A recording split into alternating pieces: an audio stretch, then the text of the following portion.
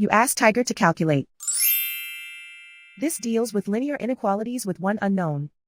The final result is y smaller than 32. Let's solve it step by step. Isolate the y. Multiply both sides by 4.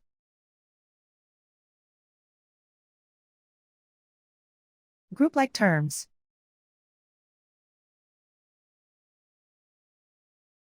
Multiply the coefficients.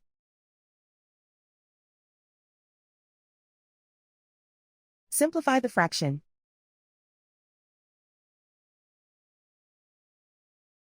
Simplify the arithmetic.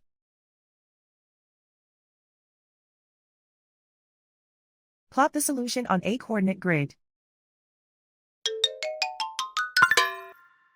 And so the final result is y smaller than 32.